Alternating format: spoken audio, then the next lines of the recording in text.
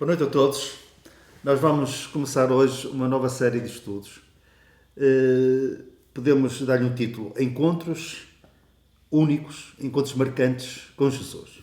E o primeiro nós lemos em João capítulo 3, versículo 1 a 3, um encontro entre Jesus e Nicodemos. Vamos ver. Havia entre os fariseus um homem chamado Nicodemos, um dos principais dos judeus. Este, de noite, foi ter com Jesus e lhe disse: Rabi, sabemos que és mestre vindo da parte de Deus, porque ninguém pode fazer estes sinais que tu fazes se Deus não estiver com ele. A isto respondeu Jesus: em verdade te digo que se alguém não nascer de novo, não pode ver o reino de Deus. Nicodemos tinha credenciais. Era fariseu. Como fariseu, ele zelava pelo cumprimento da lei e pela não adulteração da mesma. Lemos também que ele era membro do Sinédrio, que era o Supremo Tribunal Judaico. Era juiz em Israel. E também era mestre. Jesus refere-se a ele dizendo: és mestre em Israel.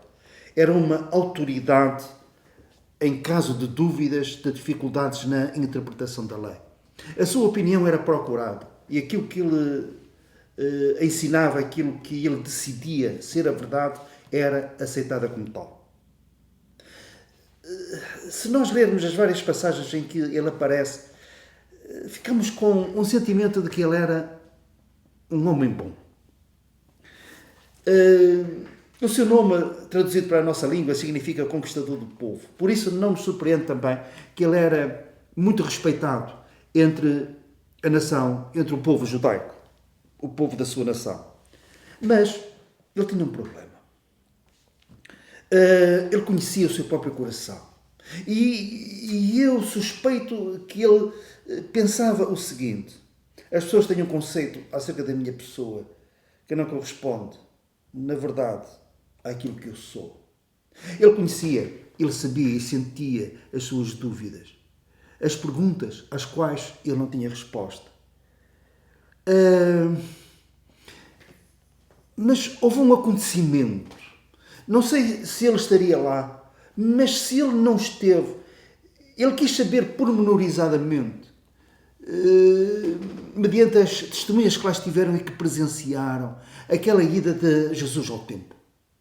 Como é que ele reagiu ao ver o negócio que se fazia na casa de Deus, em nome de Deus, em benefício dos próprios.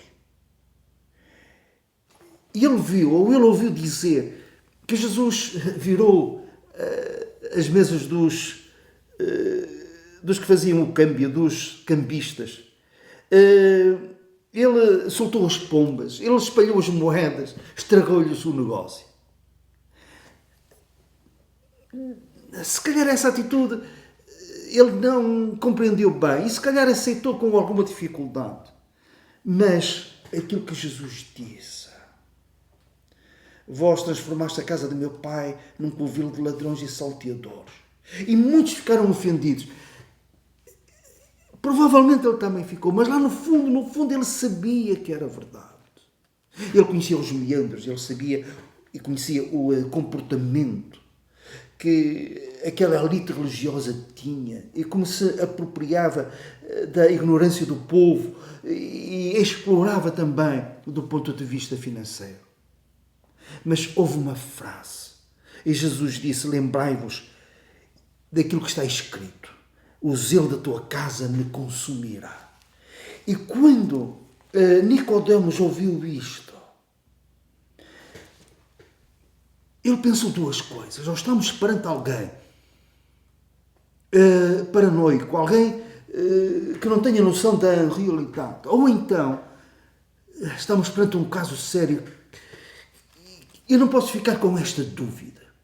Quando Jesus no templo disse isto: o zelo da tua casa me consumirá, Nicodemos não teve dificuldade em associar isto a uma frase, melhor, a um salmo que David, o Salmo 69, que ele escreveu, dizendo no versículo 9: pois o zelo da tua casa me consumiu.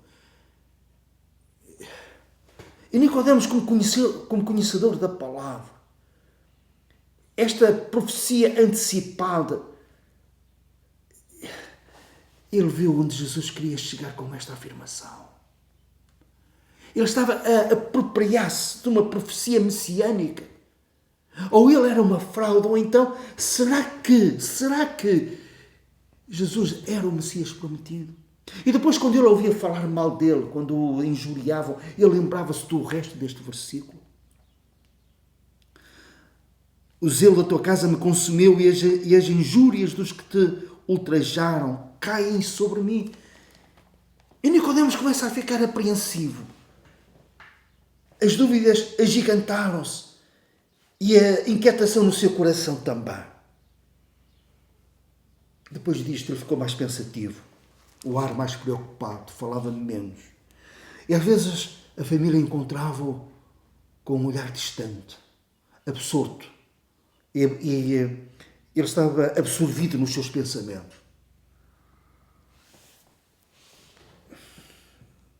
Começou a dormir mal.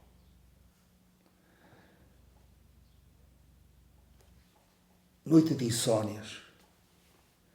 Quem sabe se numa noite em que lhe custou adormecer, ele levantou-se da cama e decidiu-se.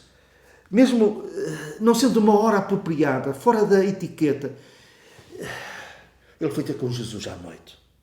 Não era uma mera curiosidade, era necessidade, a necessidade dele, do próprio Nicodemos.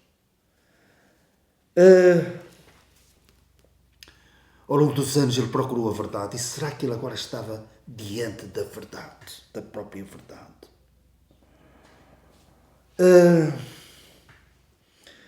Eu às vezes, ao longo dos anos, eu tenho encontrado pessoas em que os seus conceitos religiosos, as suas convicções são abaladas.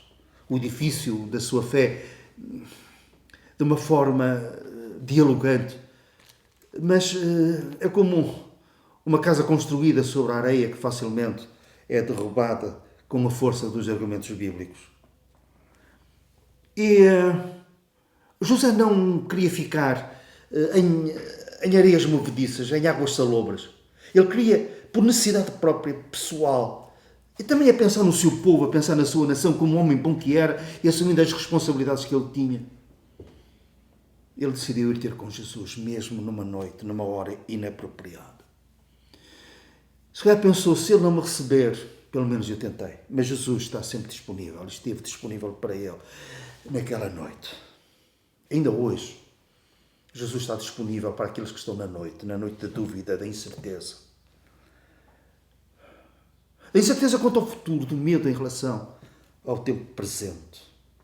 Eu estou na noite do desânimo, da desorientação, do desapontamento. Aqueles que estão na noite, que se instala sem sair de dentro, quando vem o dia mau. A noite da ignorância e do medo da morte. Jesus hoje está disponível para aqueles que, como Nicodemos, o vão procurar mesmo de noite. E Jesus encontra-se a este encontro, um encontro que com certeza foi marcante e único para Nicodemos. E Nicodemos começa a sua conversa. E como é que ele o faz? De uma forma cortês, educada. Ele diz a Jesus: Rabi, sabemos quem és. És mestre vindo da parte de Deus. Ele era lógico, porque facilmente ele chegou a esta conclusão. Ele não tapava o sol com a peneira. Ele diz: porque ninguém pode fazer os sinais que tu fazes se Deus não estiver com ele. Os outros fariseus, meus colegas do Sinédrio, podem dizer coisas, mas eu sei. É um facto.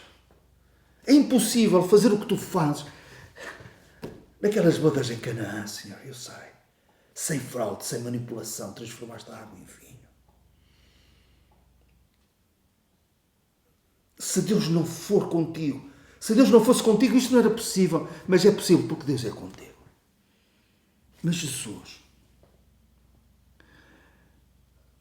Jesus, não que ele quis fugir a esse reconhecimento, mas ele responde: em verdade te digo que se alguém não nascer de novo, não pode ver o reino de Deus.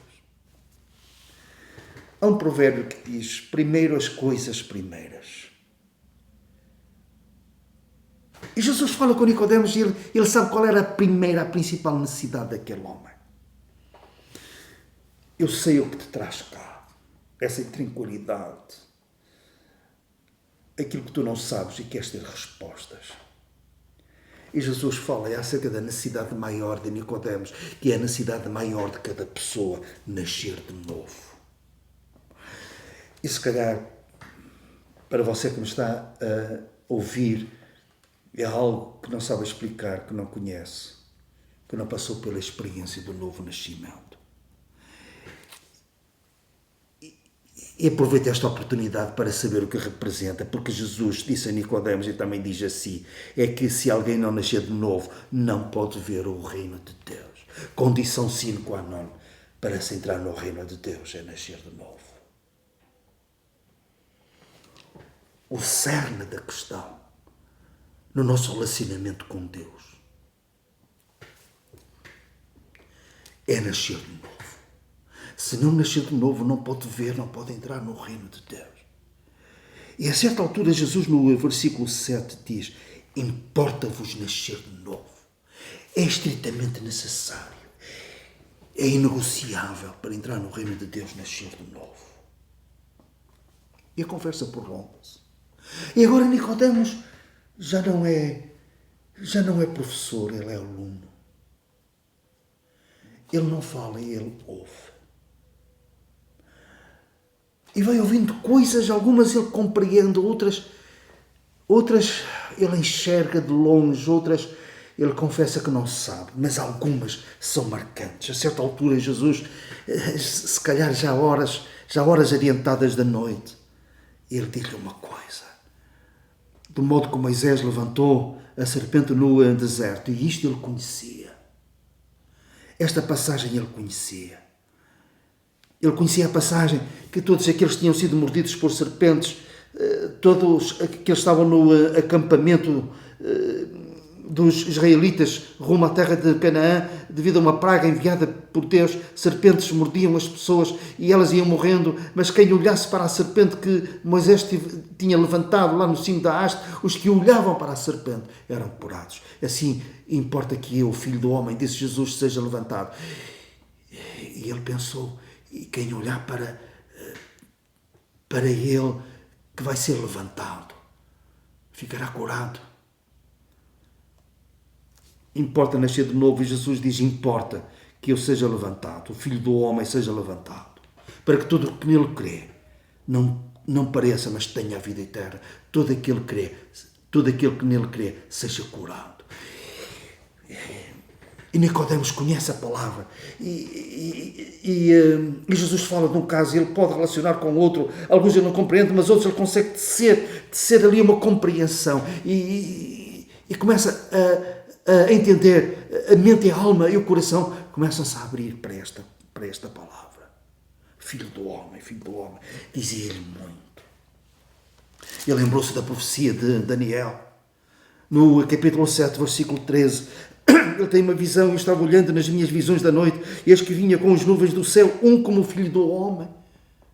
Jesus diz que é o Filho do Homem, ele está aqui, mas um dia ele virá com as nuvens do céu. E Nicodemos começa a pensar, ele não é somente o mestre, ele é o mestre dos mestres, e quem sabe se ele é o rei dos reis. E dirigiu-se ao ancião de dias e o fizeram chegar até ele. Foi-lhe dado domínio, glória e o reino para que os povos, nações e homens de todas as línguas o servissem. O seu domínio é domínio eterno, que não passará, e o seu reino jamais será destruído.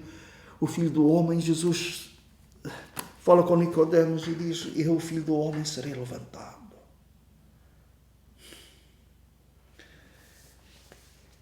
E Nicodemos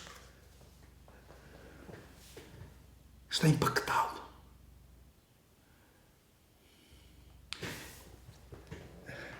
Eu não estava lá, obviamente, mas eu consigo imaginar o espanto, a beber a profundidade daquelas palavras, o cumprimento das profecias, quem sabe?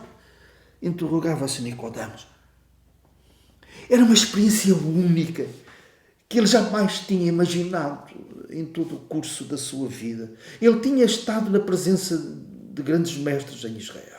Tinha aprendido com eles, tinha bebido da sua sabedoria. Ele próprio tinha dado a beber da sabedoria e estava a fazê-lo nesta etapa da sua vida. Mas nunca tinha ouvido tal coisa. E voltou para casa. Creu? Não creu? Mas não tenho a menor dúvida que uma semente, que uma chama foi acesa naquele coração e na mente. Quando é que ele aparece novamente na palavra de Deus? Um pouco mais à frente, em João capítulo 7. Ele está no Sinédrio e os seus amigos estão desapontados. Aqueles que tinham ido prender Jesus não conseguiram fazê-lo. Porquê? Porque ficaram estupefactos. E eles vieram e disseram, nunca ninguém falou como eles, não tiveram ousadia para colocar as mãos naquele homem, naquele santo, que falava como ninguém. Depois ele aparece mais tarde. Jesus tinha sido levantado. Não importa que o Filho do Homem seja levantado, ele foi levantado. Não num trono, mas numa cruz. E José de Arimateia, membro do Sinédrio também com ele, convidou-o. Os juntos decidiram pedir o corpo de Jesus, pedir a Pilatos, para que Jesus pudesse ter um sepultamento digno. Para que não fosse colocado o seu corpo na vala comum dos criminosos que eram condenados por crucificação. Foram com especiarias, com mirra e aloés, para preparar o seu corpo. Iam com um pano limpo, novo, para envolverem o corpo de Jesus e para o colocar num sepulcro novo, dando dignidade ao seu corpo. Mas agora, aquele Jesus que Nicodemos conheceu quando a noite foi ter com ele, tinha Jesus nos braços. Tinha o seu corpo no seu colo. E ele olha para ele. Olha para as suas mãos. E lembrou-se daquilo que David escreveu no Salmo da Cruz. Salmo 22, traspassaram as mãos e os pés. Ele olha para o seu rosto e lembra-se daquilo que o profeta Jeremias escreveu. O seu rosto estava mais desfigurado do que de outro homem qualquer. Olha para o seu lado e lembra-se que Jeremias, no capítulo 53, escreveu: trespassado pelas nossas transgressões. E ele compreendeu. Olha para as feridas daquele corpo. E com certeza que ele se lembrou que Isaías também escreveu: e pelas suas feridas, pelas suas pisaduras, nós fomos sarados. A dúvida está aqui. E será que ele veio mais longe? Aquilo que Isaías também escreveu nesse capítulo 53. Ferido de Deus. Será que Nicodemos descortinou que Jesus, que agora estava nos seus braços, morto, era o Cordeiro de Deus que veio para tirar o pecado através da sua morte? Cristo, nosso Cordeiro Pascal, foi sacrificado por nós. Mais tarde disse isto o apóstolo Paulo. Nicodemos compreendeu. Naquela sexta-feira, onde as pessoas estavam a sacrificar os cordeiros, a prepará-los para a ceia pascal, será que ele compreendeu que Jesus era este Cordeiro de Deus?